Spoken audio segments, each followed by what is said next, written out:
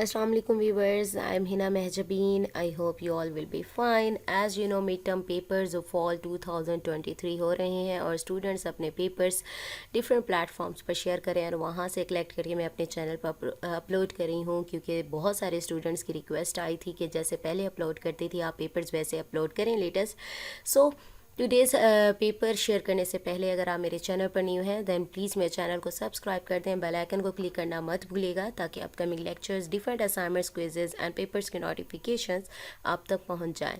Like भी कीजिएगा, share भी कीजिएगा। ओके जी, let's start. First of all as usual मैं आप लोगों को पेपर की प्रिपरेशन की टिप्स देती हूँ कि किस तरह से आप अच्छे तरीके से अपने प्रिपरेशन कर सकते हैं।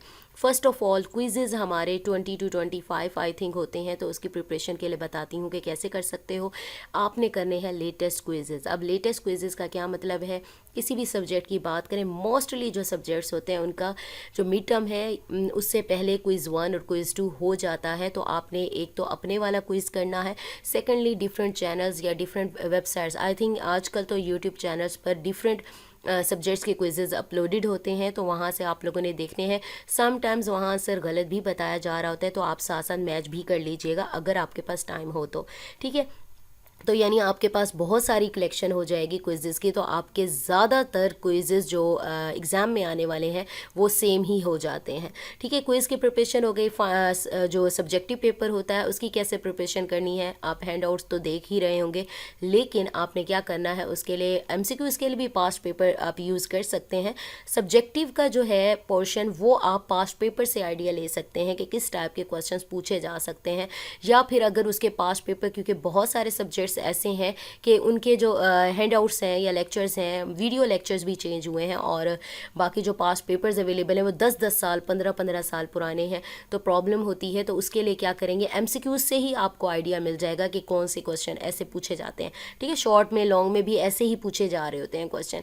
तो सब्जेक्टिव के लिए आप लोग कर सकते हैं किसे आइडिया ले सकते हैं, पास्ट पेपर से आइडिया हो जाएगा कैसे क्वेश्चन आते हैं। और याद रखिएगा कंप्लीटली डिपेंड नहीं करना पास्ट पेपर पर, क्योंकि बहुत सारे स्टूडेंट्स पास्ट पेपर पर डिपेंडेंट होते हैं और फिर पेपर एवे एवे एवे हो जाता है, ठीक है।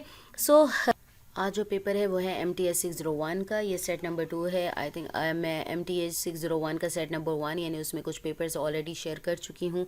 ये जिस स्टूडेंट ने शेयर किया, so let's see. MCQs hand out से कॉन्सेप्चुअली थे, फाइल से कुछ नहीं था। सब्जेक्टिव पार्ट बहुत ईजी था, अगर हैंड आउट कर लो तो सब्जेक्टिव फुल हो जाएगा। फर्स्ट क्वेश्चन में टेबल दिया हुआ था, उसमें रैंक्स और यूजेज वैल्यू दी गई थी, cumulative percentage I think find करना था। सेकंड क्वेश्चन है फ्लो डायग्राम दी गई थी, वो लूप कर रही थी, 1 से 2 पे जा रही थी, 2 से 3 और 3 से 4 और 4 से वो अगेन 2 से लूप हो रही थी, वो बताना था, ठीक है।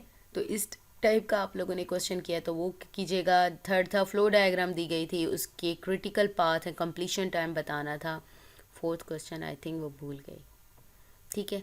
तो ये पेपर है जो मैंने आप लोगों के साथ शेयर कर दिया है, और भी पेपर्स आएंगे आप लोगों के साथ शेयर करूँगी। इससे आपको आइडिया हो जाता है कि किस टाइप के क्वेश्चंस पूछे जा रहे हैं, और अगर आप इन्हीं टॉपिक्स को डिफरेंट वेज में यानी ईच एंड एवरी एंगल से कर लें तो आपका पेपर अच्छा हो जाएगा। सो मुझे अपनी दुआ में याद रखिएगा, अपना ख्याल रखिएगा। टेक केयर, अल्लाह हाफिज़।